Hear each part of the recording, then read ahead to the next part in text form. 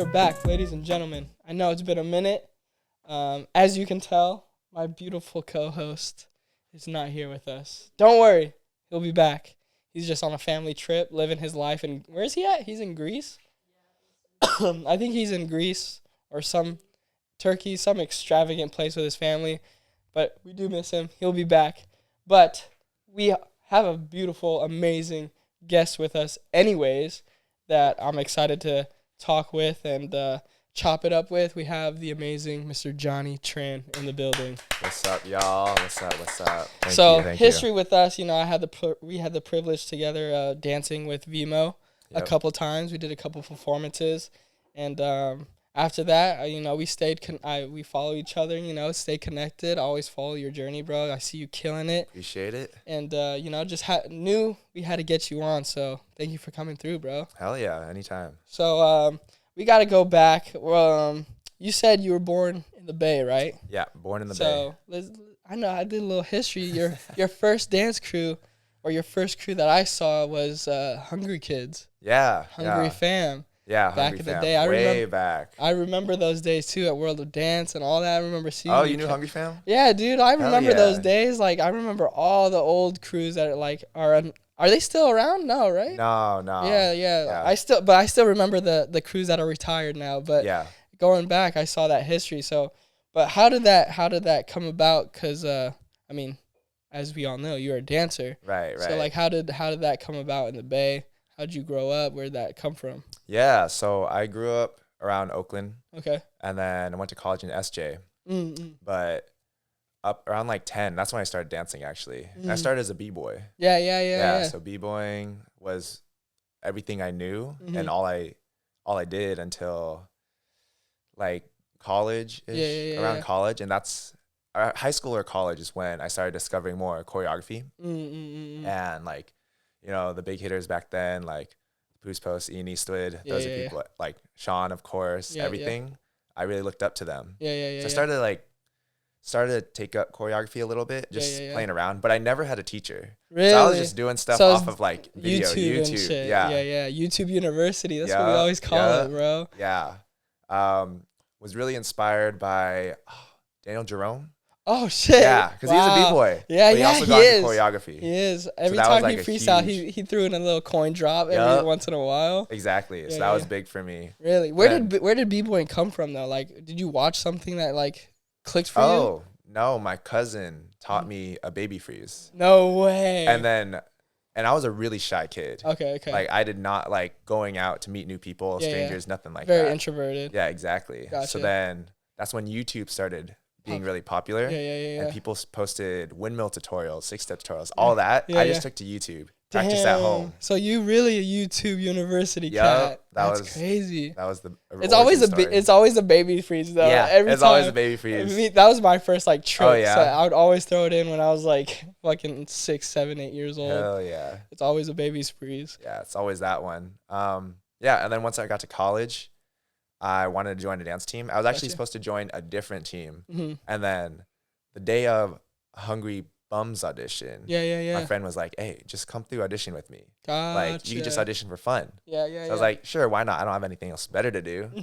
I auditioned, I made it in. And while learning the choreography, I was like, oh, this is actually really dope. Like, I love their style. Yeah. So I joined. Was that the first time you like took class or like I've taken class like maybe 2-3 times before, but I've never really like taken class like that. Deep diving in. It was always the YouTube shit. Yep, just YouTube. Oh, and then he got in. Yeah. That's crazy. I mean, I threw a few b-boy moves in there, so maybe that helped push it a little bit. Yeah. All right, he got tricks in him. Let's bring him on. Yeah. Fire. Yeah, so I got on Bums, and then after that, they were like, oh, if you ever want to go to kids and train, like just learn from them, why not, So I started doing that as well.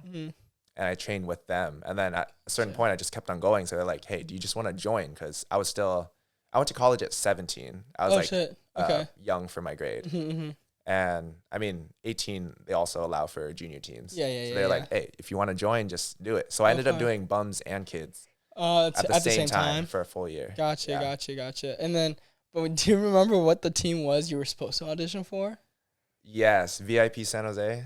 You ever heard of them? That's not, I don't think they're around anymore. No. What like was it just because your friend said like, hey, come to this audition, or like what made you like not go? So originally I was gonna join VIP because one of my other friends I met was on VIP. Oh, gotcha. And they were like vouching for it. And then this other friend was like, hey, just come to Bums for fun. Yeah. All right, sure. And then I got trapped there. Wow. Yeah, so you had no goal of like or no idea of like you were gonna stay, like it was just for fun. It was just for fun. Gotcha.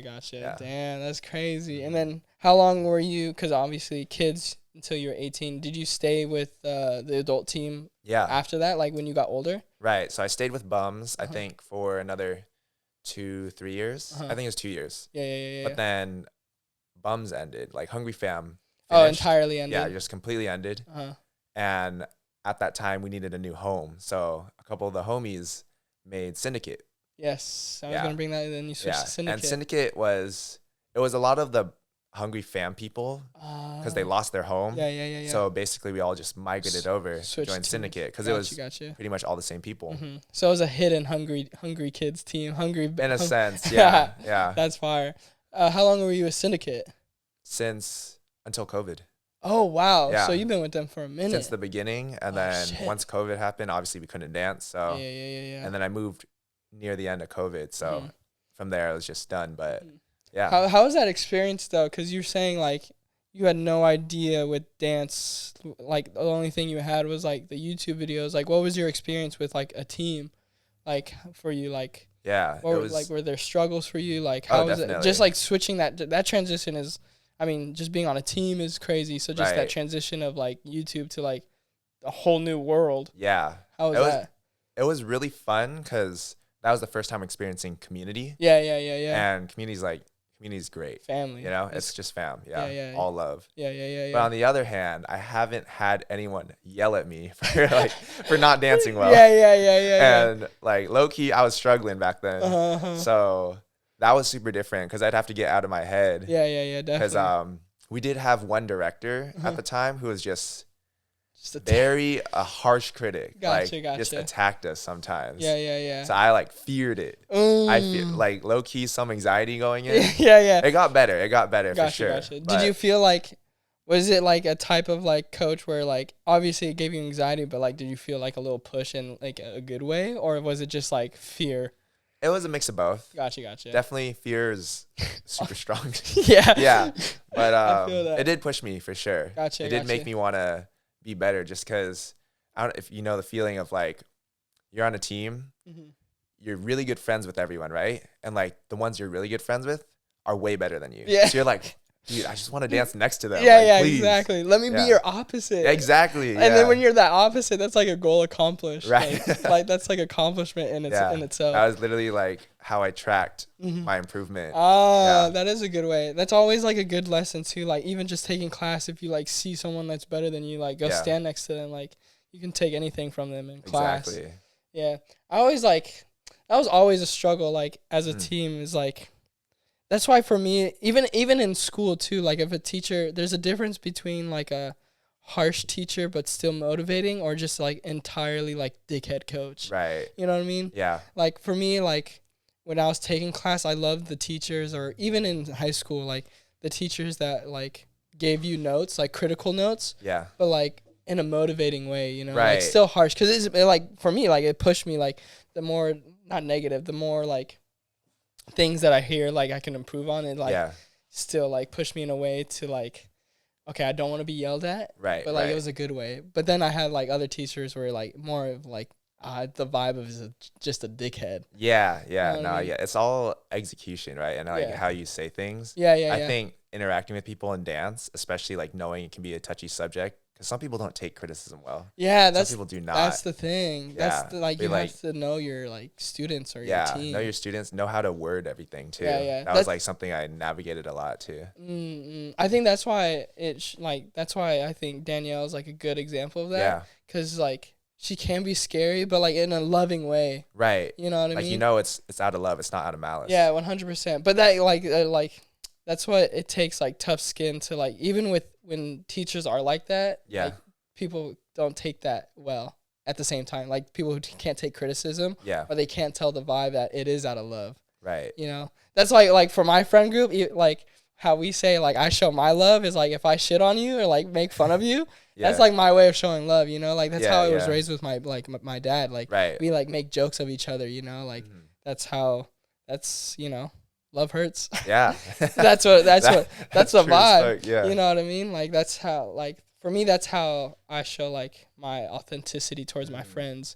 You know, just because I'm comfortable with them and like that's how I am with, and that's why I like teachers like that when it comes to like improving. Yeah. It's like I need you to tell me what I'm fucking up on. Right. Because if you don't, then I'm just not doing anything. That's like why I think I see it now a little bit, but like a lot of like students like ask the choreographers, "Hey, is there something I can work on? Like, like what can I improve on?" You know? Yeah. Yeah. Were you like that like as a like growing like as a student like dancing like? Oh yeah. Definitely. Yeah. I would always go to whoever's teaching, ask for notes, because I mean my main drive at that point of time was how can I grow faster? Like I want to be able to dance with my friends, locked in like the same parts and feel like I'm a part of this team. You know what I'm saying? Yeah, definitely. So that hunger was like what pushed me to dance like literally every day, practice outside of actual rehearsal, and and asking teachers for notes. I never felt like teachers were ever mean either. That's good. Yeah. I think definitely like people on your team are more inclined to be more blunt. Yes. Yeah. I used to get told that I dance very Disney, which is like interesting. Interesting. Yeah. Which is like, I guess they're trying to say it's like not fully matured yet. So it's like, you know how Disney, like you think of Disney acting and it's a little like silly and goofy. Like it's still getting the point across, but it's not like mature acting. Yeah. So that's how like my dancing was. Interesting. It's like I mean, it's a crazy way to put it, but also like if you're a dancer, that does make sense though. Yeah. You know what I mean? I feel like if that's a note, like did it click for you when like someone said that to you, kind of? Or did it slowly like it had to take time, yeah, to like fully understand. Yeah. You were born in the Bay. When did you come to LA? So 20. Because I'm assuming Syndicate was from the Bay too, right? Yeah. If it's all hungry. We were in San Jose. Gotcha. Yeah. So when was that transition from San Jose to? Right. I think LA? 2020. 2020. Yeah. So it's been 3 years. Oh wow. It's about 3 years since I've been here. Wow. So you're still low key a rookie, but not a rookie at the same time for LA. Right. Yeah. Interesting. I mean, I was in Irvine for a year first. Okay. Just because I knew more dance community. It was easier to transition by moving oh my there gosh. first. Yeah, definitely. Way easier. Irvine, that's where everyone's at, like in the community. Yeah. Definitely. So I did that, and then I moved to LA. So I've been there, LA, like a year, a little bit over a year. Gotcha. Yeah.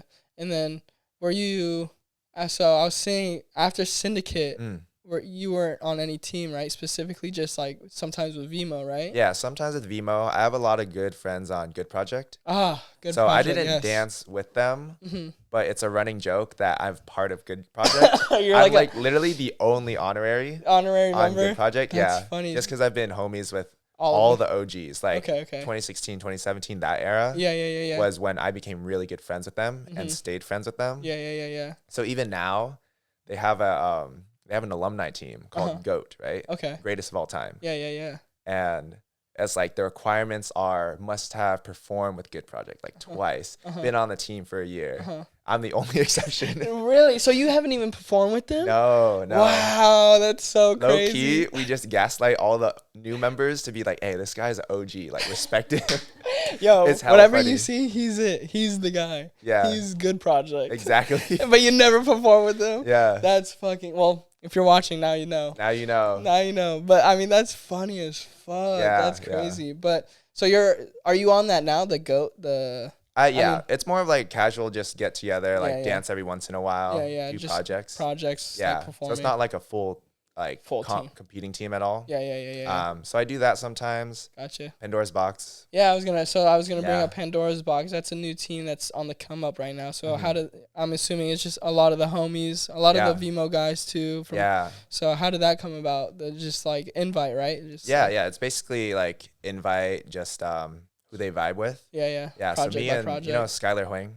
Oh, I know of him. Never met him. Yeah, Sky. He's one of the directors, right? Gotcha. So he created PBX. Okay.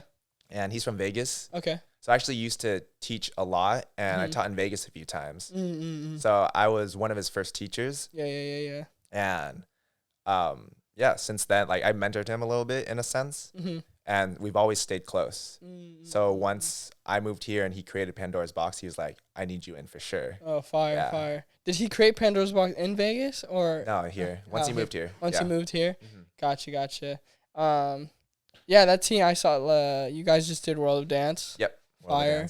Yeah. I know you have Fonzo in it. Fonzo's also directing. Fire. Kenneth Espiritu. Yes. Ethan. Fire. Yeah, it's all hitters. Yeah, it's all hitters. And then you said you were teaching a lot, or you were teaching a lot. I was teaching a lot. Yeah. Are you're not teaching so much now? Just busy. I would love to teach more, but just busy. Yeah. So the question, like from b-boying to like choreography, like how'd you find like your style? Do you feel like you have a style, like the way you dance now? I mean, we'll say you were dancing like Disney, but after that, like did you like figure out a way to like do your own style, like incorporate breaking? Like how'd you like come through that? Yeah, so at first I never actually merged the two that much. So I was purely focused on training choreography. Yeah. I mean, I could still do all the b-boying. Yeah, see, like, I mean, I feel like it doesn't leave you. Yeah, it's all the muscle memory. It's always there. Yeah. It's always there. I was just I used to b-boy too, and I was just at a wedding, and I brought some b-boy moves back, and I was like, I still got it, but then after that, I was dying. I was like, right. Bro, that's a one-time thing. Bro, that's what I'm saying. You hit one round and you're done. One round, you're done. I was just, it was a special wedding, so I was like, I got to bring it out one time for the one time. But it's always there with you. Right, it's always there. But like with the style, how is that challenge? Like, was it just like you figuring out like taking classes and whose style do you like? Taking classes, watching a lot of choreography. Like when I was in it, I was fully in it. Obsessed with dance. Choreo. Yeah, like go take class, you know. How many classes a day would you take? I don't think, I mean, maybe like one, but I would be dancing every day. Gotcha. So just in any way you can. Yeah, in any way. So I would take class often, but since I was training on teams, it'd mostly be that. Oh, yeah, rehearsals and shit. Yeah, because I'd be like, being on an adult and a junior team, that was four rehearsals a week. Yeah. Forgot about 2 teams. Yeah. Especially the adults and then switching to the kids. Yeah, exactly. It's always like that. And then on my off days or other days, I choreographed all the time. So then I would just go in the studio at college and just choreograph in my free time, like in between classes, listen to music and like think about choreography, walking around. So yeah. I just like made it everything in my life. You can. Yeah. Was there a time where you thought it was just like gonna be a hobby, or like when did you figure out like you wanted it to like take it to like another step than just I think, teams? Yeah. I think I always wanted it to be more than a hobby. And it always was that for me, like growing up, since it became my identity. Yeah. So it always was something I had my sights on. I just didn't know exactly how that would manifest. Yeah. When did you figure out how it would manifest? I think I know the answer. Right. Just because your social media presence, but like, when was it the moment where you're like, okay, social media is a thing now? Like, when was that? When was the time you knew you can manifest it to a career? Yeah. When I was heavy in community, I wanted to be a teacher, right? Okay, yeah. But that always felt like really distant and pretty like hard of a goal. Yeah. So then once COVID hit and then everyone like couldn't dance, I was like, okay, I got to figure out something else. Yeah. So then I took to TikTok basically. Yeah, TikTok, and started posting content there. And that ended up doing really well. It like grew really fast. It blew up. Yeah. And once I started getting like a sponsorship or two in that, that's when I was like, oh shoot, I'm making like pretty decent money off this. Yeah. That's crazy. Like a career is possible. And since I like dance in a lot of my TikToks and stuff, that's how that merge happened. Gotcha. So with that merge happening, would you say, we always ask this question, or like the guests always say this, was, do you think COVID was really like helpful for you? Because there's a lot of people, obviously a lot of choreographers, like COVID was god awful, like for a lot of people, like financially and everything. Right. But like career wise and everything else going on, would you say COVID was pretty helpful for you? Yeah, for me it was extremely helpful, just because where I was at in my life, I was like right before COVID, I was probably at like one of the lowest points in my life mentally. Even before COVID. Yeah. Oh, like shit. it just got to that point. Yeah. And then, and I just like didn't know what to do with myself. And I was like in between careers too. Mm-hmm. What other careers? So at the time, I graduated with kinesiology. Oh, shit. Yeah. So I was trying to be a physical therapist. Oh, that's dope. But then I looked at grad school and I was like, money, Yeah, time, like you don't have no time. You know what I'm saying? Like exactly. I couldn't dance if I did it. No. Basically, that was what I thought. Yeah. So I was like, no, I can't do that. I have to find something else. So then I started doing computer programming and web design. Okay. Yeah. So I was studying that for a few years after graduating. Yeah. And actually I've been a web designer for past 3 years. You still doing that now? No, I quit that like Gotcha. a while ago. Gotcha. Because I was going to say, if you're still doing that, you might need to talk about this off camera. Oh, shoot. I mean, if you're still doing that, or if you got connects, you know, we might need to make that happen. But, okay I see. Yeah. So you stopped doing that for a while. Yeah. And then that's... And I stopped doing that because I went full-time content creator. Content creating. Yep. Gotcha. You said you were going through that struggle even before COVID. Yeah. How was that? What was that like? If you can talk deeper, like how'd you see the light at the end of the tunnel? Especially like a career like ours, like being a creative, and then you also seeing like the stability of being like a therapist, a physical therapist. Like that's stability for sure. Right. But like, how did you get out of that mindset of like being out of that rut? Yeah. So at the time, I was definitely like, it was a lot of like personal life, like family, all that stuff that was weighing really heavily on me.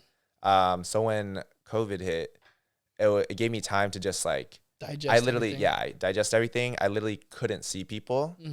So it was a lot of time to just evaluate myself and like think and heal for myself. That was really big. So that helped a lot, just like having time to be able to breathe for a long while. Yeah. And then I feel like we're all on the go so much. Exactly. That's like you can't.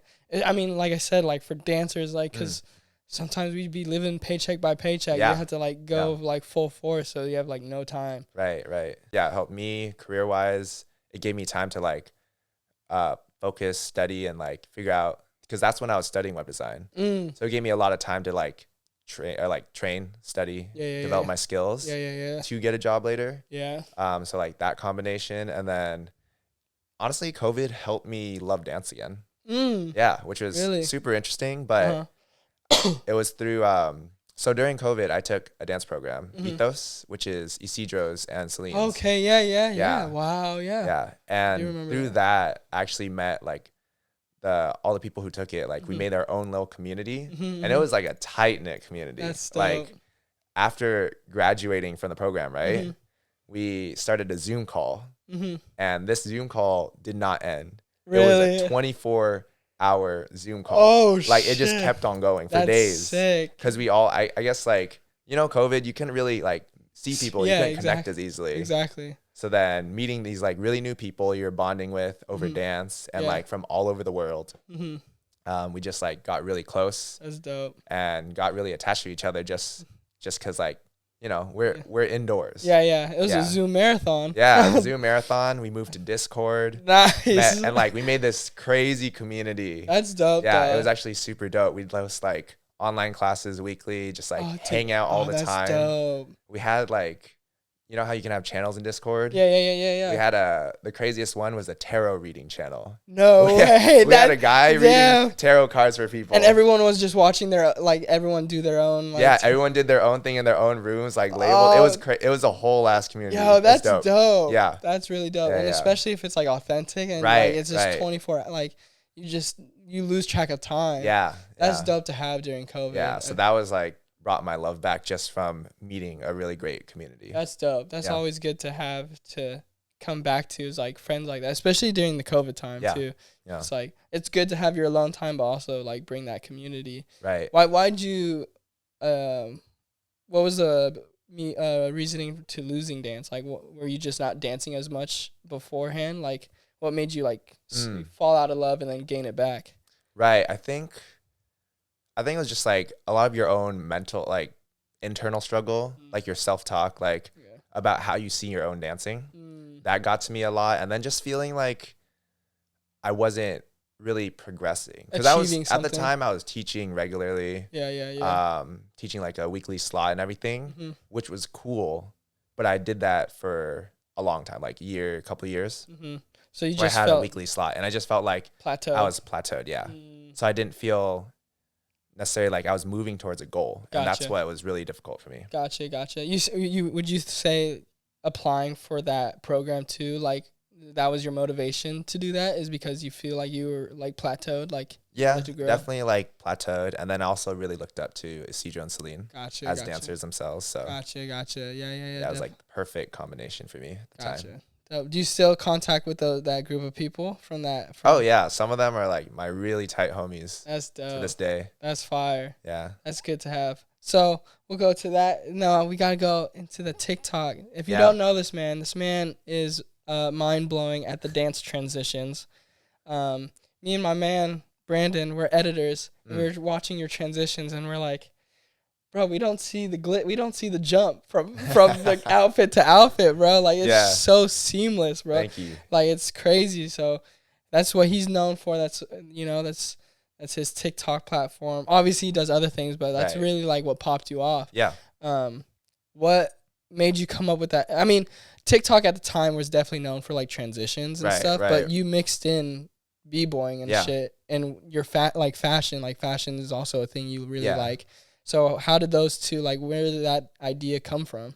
It was, so a lot of people were doing transitions at the time. Yeah. And I saw someone do, like, they were doing some crazy things. Like, only a few people did it. And even if they did it like once, never did again. Like, I saw this guy do a backflip, and he like put on a jacket. Like, he did a cut, right? But he had a jacket on after. Gotcha. I was like, yo, that's crazy. Like, how does that even work? You know what I'm saying? Yeah. And then I saw someone do a kip up. And do a like just change outfits on that. And that was something where I was like, okay, I can do that, but I could probably do that like better than him. You know what I'm saying? It was one of those things. And I literally did that. I was I did the kip up. It worked really well. I thought it was fucking clean. People loved it. So I was like, hey, let me just run with this real quick. Yeah. So then I was like, okay, what other ways can I do transitions? Incorporate it, yeah, exactly. What other moves can I actually use? Yeah. So I kept on like experimenting. Gotcha. And I'd use like swipes and like just a roll or something or whatever, coin drop. Yeah. All that. I saw that one too. Yeah. Those were, I think that was the coin drop. One of the coin drop one was the first time I saw your transition when we were doing Vimo together, and I was like, no way. I was like, yo, that's wild, bro. Like the seamless transition. Do you edit yourself? Do you edit them? Yeah. I had to learn all the editing myself. Really? We won't give the editing secrets away, but I'll tell you, it's not a secret. Oh, see, it's Literally? not. See, this is why we have them here. This is why you listen to Garage Sessions. We give the secrets out for you to succeed, bro. What editing program you use? I use CapCut. Oh, okay. It's like the phone editor. Okay. Yeah. Was CapCut a thing even in the beginning? Were you using that in the beginning? Yes. Yeah. Really? Yeah. Oh shit! I thought CapCut was like a new thing. Yeah. Really? No, it's been around. But honestly, my editing is not crazy.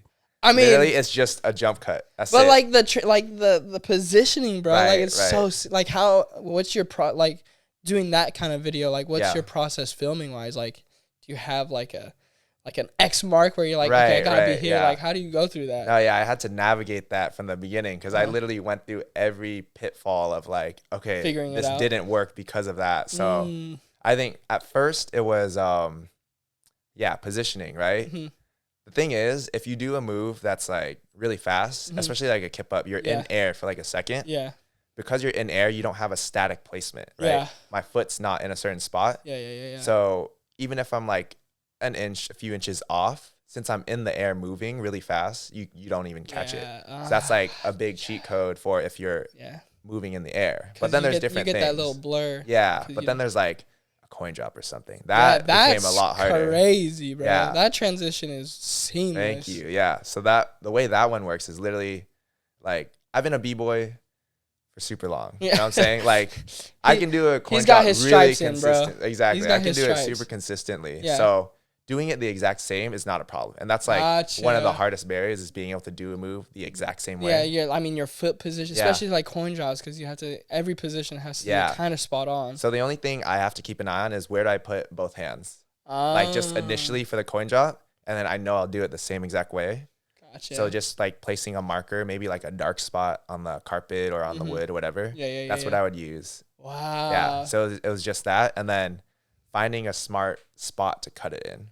Because obviously different spots will look different. And the way you move. Yeah. Gotcha. So just picking the best spot. Wow. To do the cut. Yeah. And then the last thing that like I had to figure out was lighting. You know, if your lighting changes, That's especially true.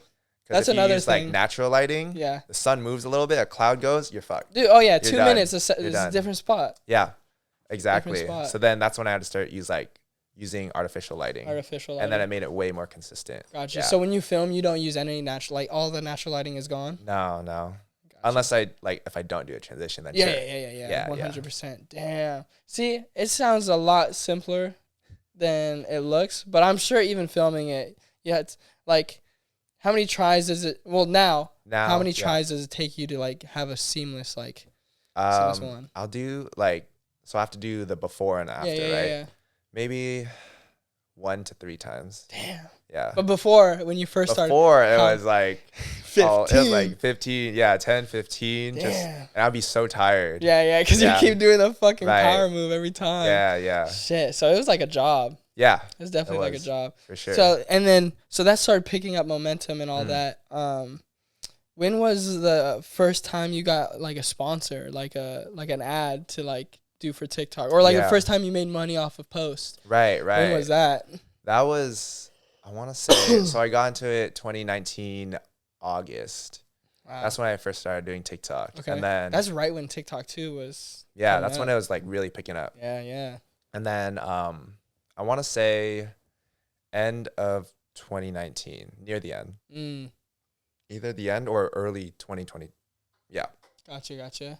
I think early 2020, I got an email from a brand. I want to say it was, or the first one I remember at least was Sunari, the soju brand. Oh, yeah. Yeah. No way. Yeah, they hit me up. Sick as fuck. Yeah, they wanted to do like a giveaway type thing. No way. Yeah. For your audience? Yeah, exactly. That's so sick. I did that with them, and they paid me like decently. So that was the first time I was like, oh shoot, I can make like money off this. You know what I'm saying? Yeah.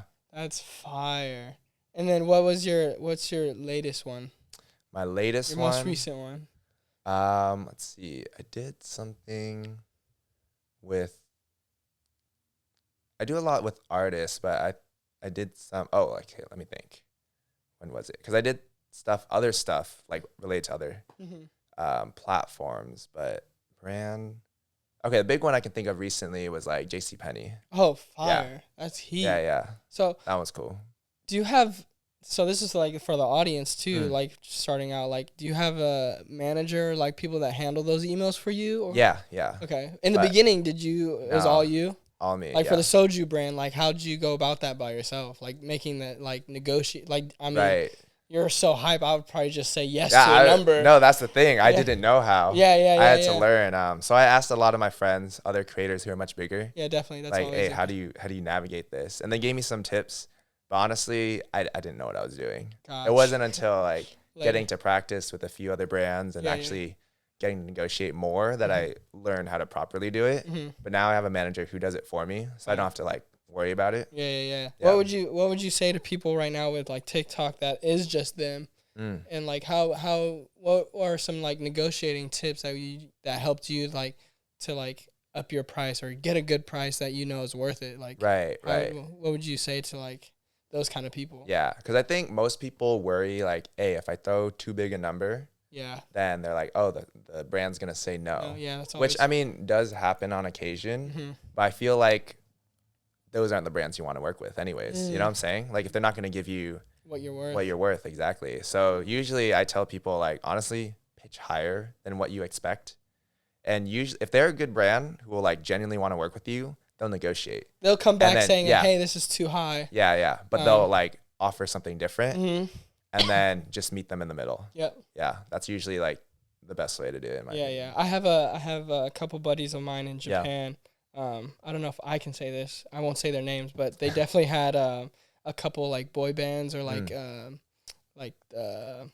music labels like come with them and say like, what's your price? Right. And it was one of the first times that they had that, and they said like a crazy amount of like a price that they never said before, and they said yes. Damn. And now they like that's what they're worth. So it's like I was talking with my mom about it. It's just like sometimes you never know. Like if you say that high price, like and they love you, like they'll say yes, and like you have that. Like that's what it is. No, I think people underestimate how much like budget some companies really have. Yes. Yeah. Yes, I think that's a big factor, and also what you said, just knowing your worth. Mm-hmm. But how would you go? Like, that's also like a self like confident thing. Like how, even for me too, like negotiating with like filming wise, like how would you go about like telling someone like, how would you know what you're worth? Like how did you know what you were worth? Like in the beginning, you know what I mean? Yeah. Like, how did you know like what you can bring to the table for them? Right. I think the hard thing at the beginning is knowing what to price yourself, especially like given like whatever your following count is at the time. Yeah.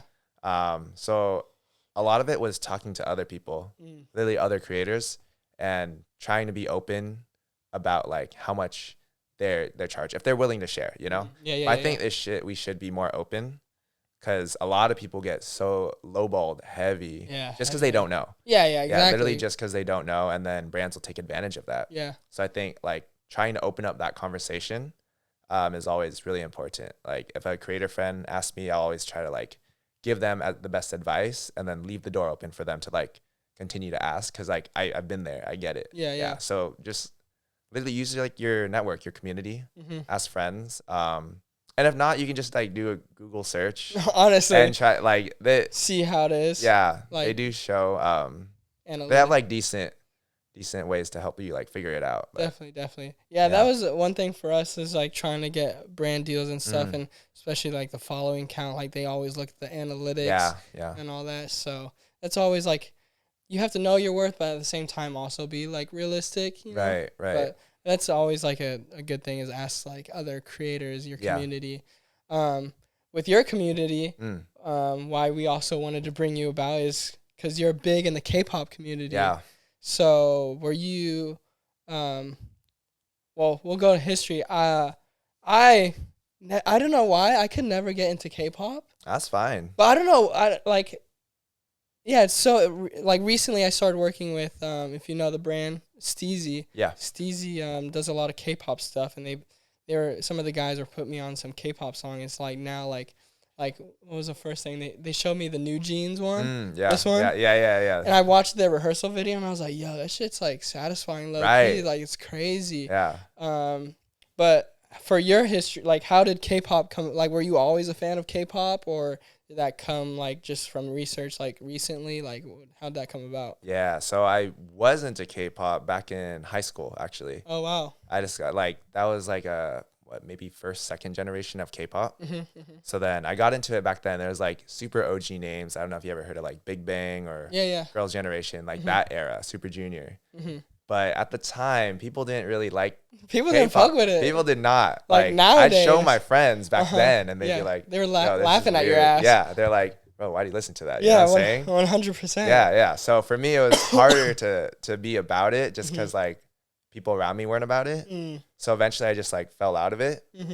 But then during COVID, it's a funny story. So I watched the Blackpink documentary. I watched that too. You watched it? I watched it too. This shit's fire. Yeah, my friend was like, hey, you need to watch this, like if you want to get into this group. I was like, okay, I'll give it a shot, since like y'all are crazy about K-pop. For me, I love documentaries, and then obviously artists, and so I was never like a fan of K-pop, but I just want to see how their brain how it works. Because I have no idea that world. Right. So that documentary was fire. Yeah. Watching that one really, really motivated me and inspired me. Especially during COVID, I was like, that became my pushing factor. Like, damn, these idols work super hard, and they put like everything into it. Like I should be doing the same with my craft. It like motivated, like work ethic. Yeah, exactly. Yeah, so that became like the door that opened into K-pop, was getting into like Blackpink because of that.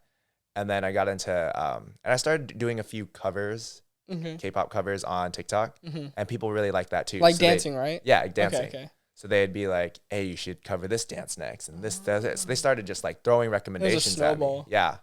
So then actually I got into K-pop because I learned dances. And as like K-pop's been going on, their dancing has evolved so much. Crazy. It's actually hard now. No, it's actually hard. Like that new one, I know the homie, shout out to Josh Price, who's coming on soon. He just choreographed this new one. I forgot the boy band name, but that shit's so hard. Like, it looks crazy. Damn. Fuck, I want to fucking know which one it was. Because I think you... No, yeah, I'm curious. You I'm definitely know what it is. I probably would, Josh Price. Yeah. Do you know who Josh Price is? Yeah. Yeah, I haven't met him, but I know of him. Yeah. He just choreographed one, and it was, like, going crazy. Dang. Called Rise? Oh, is it Siren? Yeah. This one? Yep. Well, I literally covered that too. Really? Yeah. Yeah, I that saw. That was the hardest thing too. Really? I was struggling, bro. No way. Low Yeah, key. so the homie Josh choreographed that, and I was like, yo, they're getting some hard ass choreo, Right, bro. They're going in. It's full out. Yeah, definitely. So getting into learning their choreography. Yeah. Especially like at the time BTS's choreography. I was really impressed because I was like, whoa, I didn't know K-pop like the real choreography dancers. was actual like real dancing. Yeah, because we're so in America too. I mean, I'm maybe before, I don't know, with K-pop and the OG, but even like American like boy bands, like they don't dance, and when really they dance like and that. they're just like doing the two-step, you know, it's not Right. like choreo like what we know. Yeah, exactly. So I really appreciated that because I mean, obviously, like having a dance background, it made it 100%. easy. And I think for me, knowing a K-pop dance makes me like the song more. I mean, same with dance. Like you choreograph to a song or learn something from a choreographer, you like, it's music. You like the song more. Yeah. 100%. You connect with it more. So that became like my entryway. And then from there, it just snowballed because I started learning different dances from different groups and then just becoming fans of these artists. Gotcha. That makes a lot of sense. Why do you think, because we'll go back, I will unfortunately say, I was one of those dickheads. Not a dickhead, but I was like, why is K-pop a thing? Like, you know what I mean? I can never get into it like that. Right. You know? So, like, why do you think now K-pop's, like, such a, like, it, like, exploded here? Like, why do you think that? Like, in your opinion? Definitely. I think Blackpink and BTS changed the game. Since they changed it just because they started doing more English songs. So now, like, internationally, people could connect, especially in America. People could actually understand lyrics. Because I think the big gripe with it before is, like, oh, you can't even, like, understand it. Like, maybe it's catchy, but that's it. But now that you can hear lyrics and know what they're saying, interesting. I think that really connected with people way, way more. Because that's how, like, I don't think BTS's best songs are the ones that are internationally known. I think their best songs are, like, their Korean songs. You know what I'm saying? But because it's like English, again, it connects with people better just because they understand. Yeah, it's easier for Americans to read and flow. I think they have, I was talking with some of the Steezy guys. It's just like the K-pop scene, like the people running, like they found a formula for sure to succeed. Like, especially with like the dances and like the social media presence, like they definitely found a formula. So I think my opinion, I think that's definitely like changed the game and why it's definitely. So like they make them so like personable and likable and everything. Like everything about that presentation is catered for an audience. For an audience, definitely. What would you say your favorite like group is right now? Right now? Because I saw you worked with Gravity. Yeah, I work with Gravity. How is that? They were super fun. Nice. Yeah, I love working with like up and coming groups. Yeah. Because they have really good energy. Yeah, they're like, because I think they're just like hungry and humbled decently. So nice. They're excited to work with you and like do fun things. Yeah, unlike here, sometimes they're just a little stuck up and sometimes even the upcoming artists sometimes like feel like they have like a name for themselves already. So like they're already like they're trying to put on a front, so they're like not trying to talk to you and shit. Yeah. It's interesting. I think that's like also the Asian culture though, because I just went. I mean. I'm Japanese and I just went back to Japan, and even just like the culture out in Japan is like so different out here, like respectful, like excited, and like any person they see like they want to like talk to. I think that's what makes what you said, the personal thing about like K-pop stars is like that's what makes it more like relatable and connected for the audience. Definitely. So like what was your like favorite like group right now? To like listen to or what? Listen to. What's your favorite? Okay, we'll say, because you worked with many groups. Yeah. We'll say, what's your favorite to listen to, and then what's your favorite that you worked with? Okay. And it doesn't need to be a group. It can be a solo artist, because you've done solo artists too, right? Like Korean artists. Yeah, exactly. Favorite group right now? I mean, I guess New Jeans. New Jeans. Just because their sound is so different. Like they literally brought Y2K and like I was just about to say like it's new, but it's like new sound, but also bringing like that vibe of 2000s back. Like, yeah, exactly. I mean? And like their songs are bangers. Yeah. Yeah. So probably them, just because like they are very different, which I appreciate. Gotcha. And then they just do a good job. They're clean dancers too. Very clean. That dance. Yo, that shit. Yeah, it's simple, but that's what we were also talking about. It's like with Steezy, is like the dance is so simple, but it's so satisfying to watch. Right. It's so clean and like like they just have like a formula down. Yeah, like, it's so crazy. They figured it out. Yeah, so crazy. What do you think? K-pop, like American artists, because you're like we've been saying, you're deeply involved with the K-pop. You know the history, like you know everybody. Yeah. What do you think? Like American artists can gain from K-pop? I think definitely like the personableness of K-pop, because they do a lot of events and a lot of things, but they do it with the intention of like just connecting with their audience more, you know? Actually more than that, their performance. Like, I don't know if you've ever been to a K-pop concert.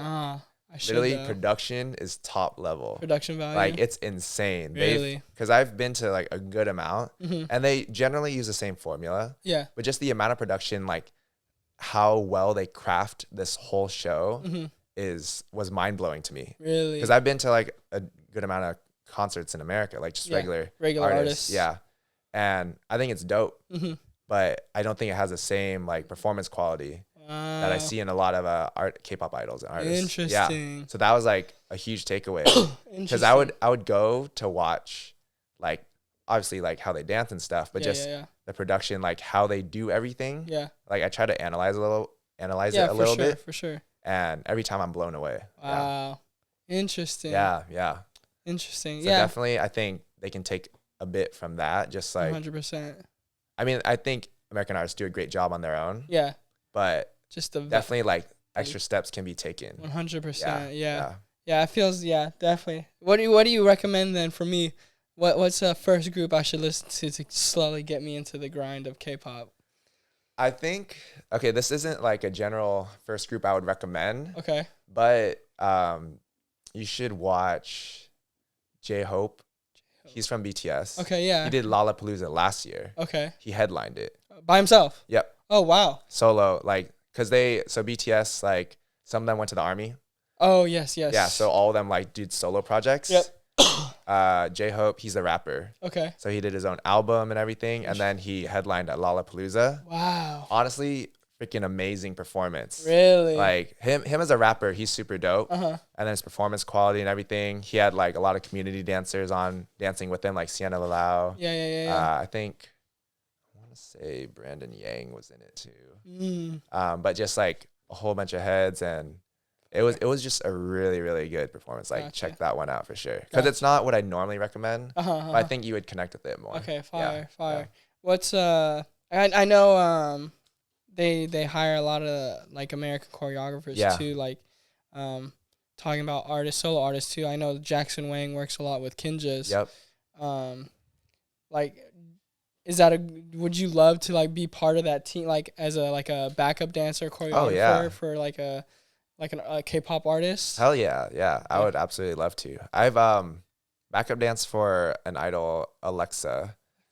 Yeah, she grew up in like Oklahoma or something, but then became like moved over, became a K-pop idol and everything. No way. Solo artist. Yeah, that's fire. Yeah, but that was super cool. That was like through a friend, so I got an opportunity to do that. That's dope. Mad stressful. Really? Like their rehearsals and stuff. It's a different vibe. I think it's just like, because we had to learn 4 songs, 4 full songs, like back to back in like a week, it's just a time thing. Yeah, and I feel like K-pop songs are longer than they can be. Yeah, they can be, right? Because I feel like I forgot who I was talking to this, but like I'm noticing, because our attention span here in America is ass, right? So like you hear songs and it's like 2 minutes, 1:30 now. Yeah. Where I was listening to like old school like 2000s, and they're like Justin Timberlake. It's like 4 or 5 minutes. Right. They do this whole thing, and it's so fire. And I feel like I mean, the songs that I've listened to are like somewhat. No, I feel like they're trying to like bring that back a little.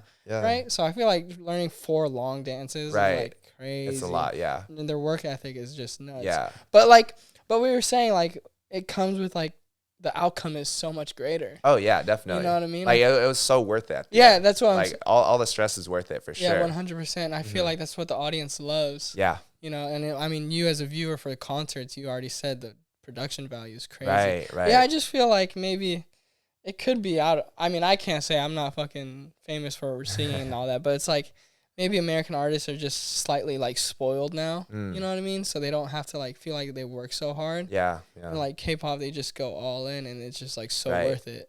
Yeah. You know what I mean? I mean, I think K-pop, the reason they're successful too is like they put on all this work, but they're also creating super fans. You know what I'm saying? Like people who love them, not just for their music, but for the people as a themselves. person. I feel that. Do you have a favorite person that you follow like outside of music, or a favorite just group, or do you just have a favorite person? I have a favorite solo artist. I don't follow him heavily, but he's always been like one of my favorites. His name's Taemin. He's from an OG group. So if you ever heard of Shiny, okay, they're like way back. But he became a soloist. I think they still work together. But I was most impressed by him because one, like his stage presence, and he's also like amazing dancer, super amazing dancer. Gotcha. He's known for his dancing. Gotcha. And just like that combined with the stage presence and he tries like really unique styles and pushes the envelope a little bit. That's fire. So I always like appreciate that from him. Gotcha. It's like how like basketball players I feel like would look up to like Michael Jordan, you know, just because based off his work ethic. Yeah. All that, just not just from the talent, you know what I mean? Right.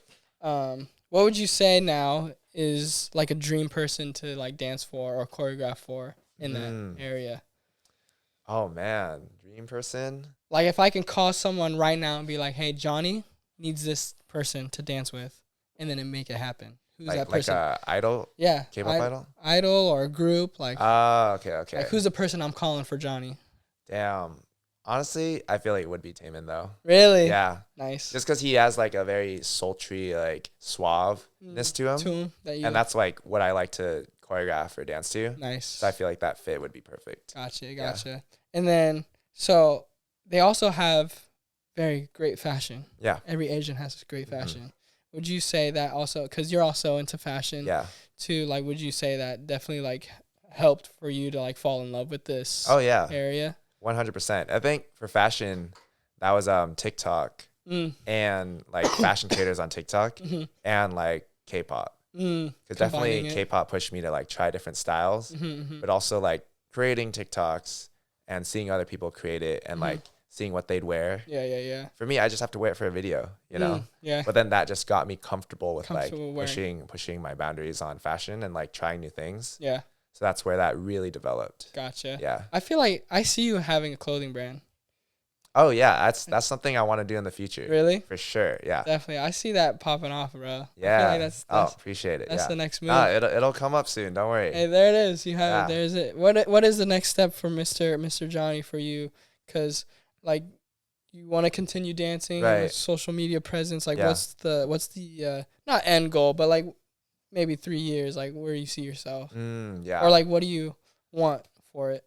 Yeah, I definitely want to build like more of a brand or a business. Like again, clothing brand that has been in my sights. So, you know, down the line, probably with that. Or just something I really enjoy is consulting. Oh. Yeah, I like helping people with their journeys and like progressing them. So whether it's like companies, brands, or like people who want to be content creators, consulting them would be, I'd love that, honestly. See, that's why you're here, bro. we got a couple people to consult to. Yeah, I got you. There it is, the audience. Do you want to teach more, or is it more the like being just the dancer and like helping people? Like, what's that? I love teaching. Like, it's always one of the most gratifying experiences. So I would love to teach more. It's just been, again, it's been a time thing. Yeah. Yeah. So do you have any upcoming projects that we can talk about? Oh yeah, actually. Oh, so my friend, her name's Brittany, and she's doing an event with her friend Hanako about, it's called Back to One. Back to One. Essentially, it's like their whole mission. Hopefully I don't butcher this. Let's not butcher I give them this whole other mission statement. And it's false. Yeah.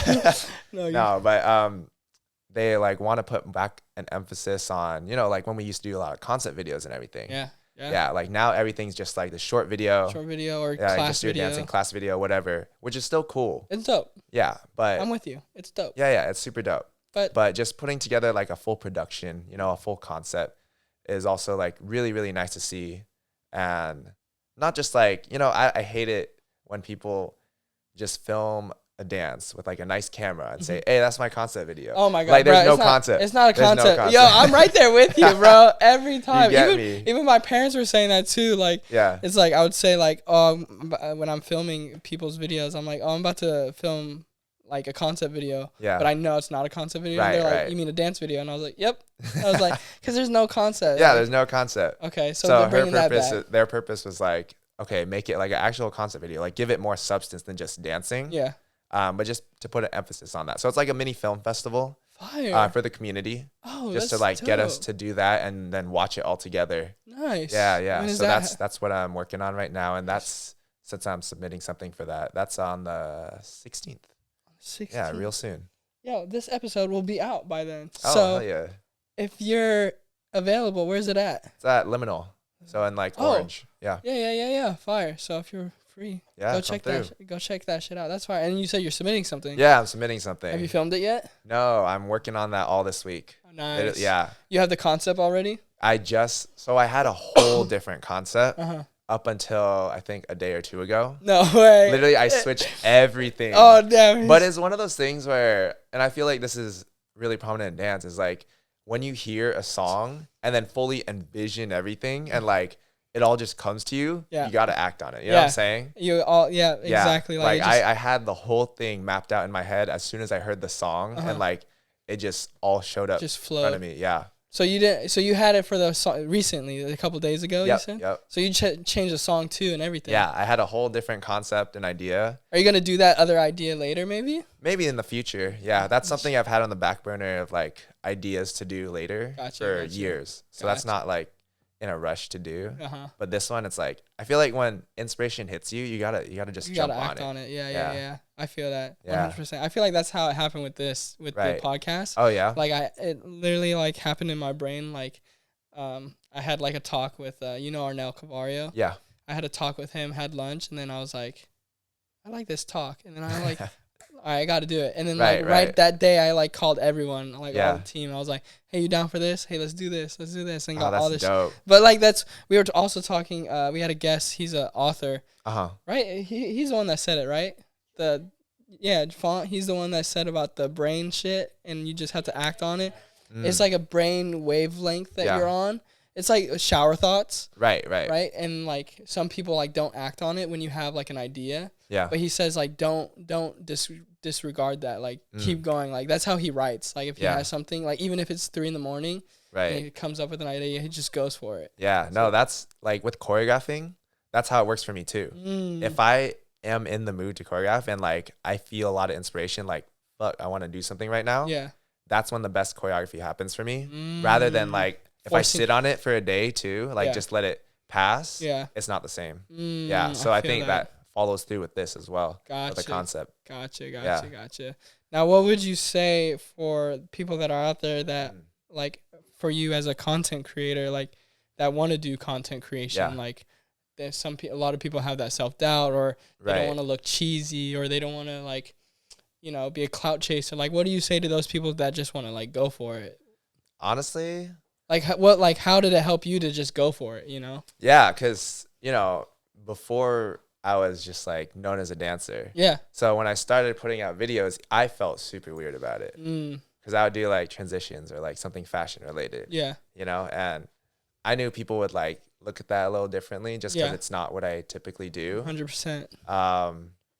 At a certain point, it was just learning like, hey, if you want to do something, like if you care about something or if you have a goal in mind, like everyone else's thoughts don't really matter. Everyone's opinions don't matter. Like if you have an end goal and you work towards it every day and you like do small things every day, you'll get there, you know? Yeah. Regardless of what people say. Like if you're worried about what people say, then be successful and prove them wrong. You know what I'm saying? Like it's just like a little bit long-term thinking. Yeah. Yeah. Big picture is just, if you're going to make it, then just do that. And then you can prove everyone wrong. They can't talk after that. You know what I'm saying? Even if they want to talk all while you're going through it, like you'll just prove them wrong in the end. Exactly. Yeah. Exactly. I like the long term. Like look at it as bigger picture. That's always like the goal.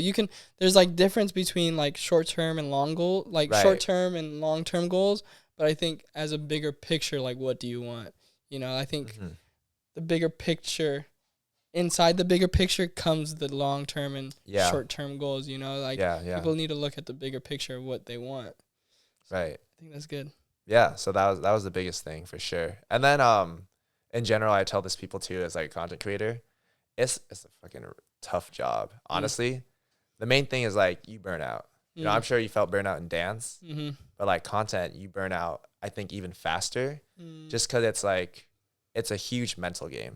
Like you can make the most amazing content, but you're probably going to hate on yourself more than anyone else will.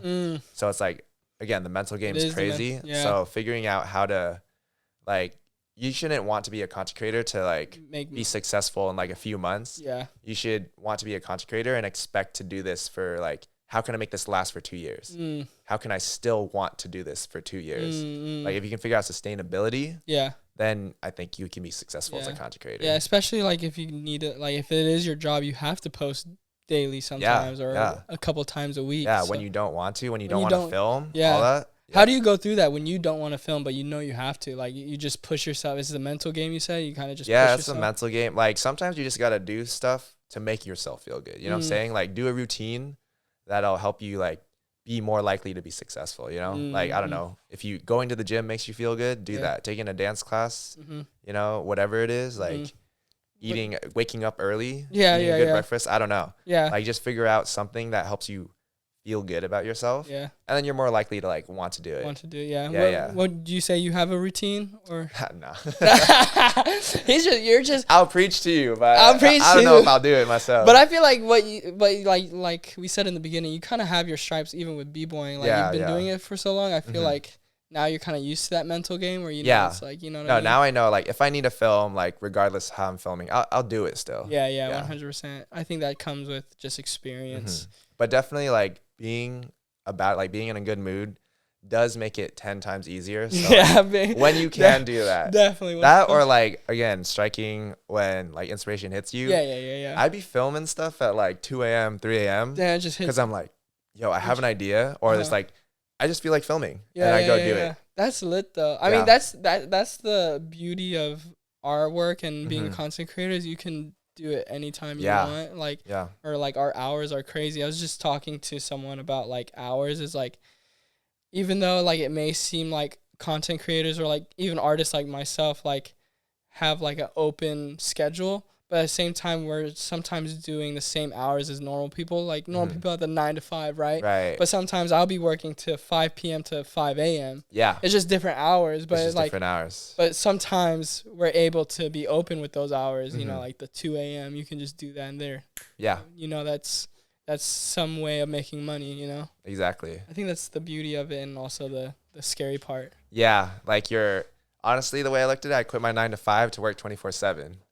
Honestly. Because it is what it is. Like, yeah. And, well, I'll tell you this, but I like that 24/7. Keep that in mind if you're listening. I'll tell you off camera, but we won't say it on here. All right. But I like that 24/7, you know. We work 24/7. Bro, thank you for coming on. We got a question of the day. Oh. I got to think of it. If Emme can think of it, I can think of it. But I'll do this question of the day. Yeah. If you're stranded on an island, you can only listen to 3 K-pop songs. Oh, man. What are the 3 K-pop songs? Okay, 3 K-pop songs. All right. And then I'll listen to them after this. Okay. And then you listen to it after this. I got to do, like, BTS. Okay. My favorite song from them is called "Best of Me." Best of Me. It's just a feel good song. Okay. It's just like one of those like I listen to. I'm like, damn, I feel fucking great right now. Yeah, You know what I'm saying? It's the hype one. Yeah, Not the hype one, just like feel good. Yeah. Summer vibe. Yeah, exactly. Okay, so that's one. Just cause like I love it, feels good. Okay, you said Best of Me. Best of Me. Best of Me. Yeah. One. And then he's not technically K-pop, but he was a K-pop idol. Okay. So if you know DPR Ian. Sounds familiar. Yeah, he plays at like Head in the Clouds and stuff. Okay. He played at Lala. Okay. I probably heard of him then. You might have heard of him, but he has really dope music. It's very different, very different. So I'd say, what song? Right now, it's called "So Beautiful." So beautiful. Yeah, that's actually what I'm doing in my concept video too. Oh, no way. So that's also why it's like fresh in my mind. Oh hell yeah, let's go. Yeah. So you got a little sneak peek of what he's a little previewing. sneak peek. I mean, it'll be. You'll see it. You'll see it. You're gonna put it on YouTube. Yeah, I'll put it YouTube. But if you're going everywhere. to the premiere, yeah, you know the. You see it nice on the screen. Exactly. Yeah, so that one, and then see, I got like a happy one. I got one like a little bit more different. Is that different as in like suave, like has that suave kind of vibe? Because you said you like that kind of style. Yeah, exactly. Okay, so you got the suave, good looking one. Right, you got the feel good one. What's the third one you got?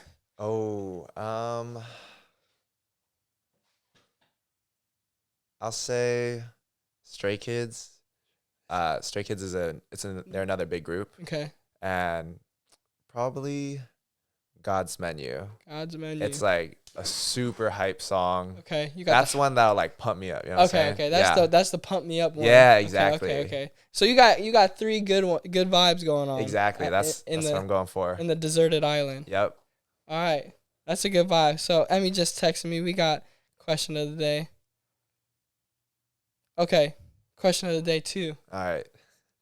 What's your favorite board game? Oh, board game. Okay. Wait. Oh God, what's the name of it? Any game. Okay. Like, what's the game you bring to like the potluck or the barbecue? I see. Okay. Or like the barbecue. I don't know why. It's a card game. It's my favorite. It's a drinking game. Let's fucking go. Let's run it. Yeah, it's called Ride the Bus. Ride the Bus. Yeah, I think it's a Korean drinking game. My friend showed me. Okay. But basically, like, so the first part is like a guessing game, right? Okay. So I'll like hand someone a card. They have to guess. What do they? They guess like smoke or fire, right? So it basically is like, is it a red suit or a black suit? Okay. You get it wrong, you take a sip. Ooh. You know, you do that with everyone. Okay. Then you do higher or lower. So like, say you gave them a 5, they have to guess, is the next card gonna be higher or lower? Right? So now you got 2 cards. Like, say you have a 5 and a 7 now. Yeah. And you say the third round will go inside, outside. So is the card inside it, like between 5 and 7, or outside of it? Oh wow. Yeah. So you know it's random. That you're just gonna drink every time, bro. That's like. Hey, you'd be surprised. And then last one, you guess the suit. Okay. Yeah, and then you get 4 cards. Then you lay out like a bunch of cards face down. Yeah. Basically, it's like two piles. Like, one is you give someone a sip. One is you take a sip, and it'll be numbered like 1 sips, 2 sips, 4 sips, 8 sips. Right? Oh. You flip it if you have the same number. Like, say you flip a 5 and you have a 5. If it's like you take a sip, you gotta take it. If it's you give a sip side, then you can pick someone. So you can see how it gets real dangerous. Wow, that is dangerous. But it's mad fun. It's like my favorite party game. It sounds fun. And everyone gets lit from it. Yeah, that sounds like you gonna get drunk pretty fast. Oh, yeah, real. Fuck. All right, well, you gotta invite me next time you do that. I'm there. We're there. We'll get lit. Yeah, we'll get lit. Our game is pretty simple. We like, what we get lit fast is, what do you call that? We bounce it in the cup and shit. No. Oh, Rage Cage. Rage Cage gets a lot of the homies. Yeah. Especially if one homie is like really bad right now. Oh man. Yeah, that one homie's gone. He's done. Like, we had a 4th of July party and one homie was just like plastered like out of all of us, and like because like he's the one who couldn't get it, and everyone was getting like first try. Right. And then, like, they just kept on stacking him. Bruh. Yeah. Yeah, when you start losing one time in Rage Cage, you're fucked. Yep. But that game sounds like it don't matter who's losing. Oh yeah, it doesn't matter. I mean, you can gang up on people, but you're still gonna end up drinking no matter what. Yeah. Fuck. And you do it with shots. It's not even like it's not like beer well, you do a sip, but it's a sip. But we'll do a sip, but at the end we do like take a shot, give a shot. Yeah. Fuck, that sounds crazy. Yeah. All right, well, we gotta try that game next time. Yeah, it's a fun one. You gotta invite us next time. Hell yeah. But thanks for coming on, man. Absolutely. Thanks for having me, man. Appreciate you. I love watching you grow on the fucking socials. You're killing it. Appreciate it. And I got to get my K-pop on Yeah. because of you. So, yeah, you'll start seeing me listening to K-pop. Don't be surprised if you see my TikTok, and it's Johnny's TikTok. But no, thanks for coming on, man. Yeah. For people that are listening, Spotify, Apple Music, all the other shit that I don't know that we're on, where can they find you? What's your ats? Right. If you're listening. If you're watching, it's right here. Yeah. If you're watching. But it's at Jonny Tran, so L-E Johnny, no H, and then Tran, at Jonny Tran. There it is. Yeah. You heard it here first. And, man, we'll see you on the next episode. My beautiful co-host, Mo, will be here next time. Yeah. We'll see you next time. Dope. Thank you. Later, guys. Peace. Just do the damn thing.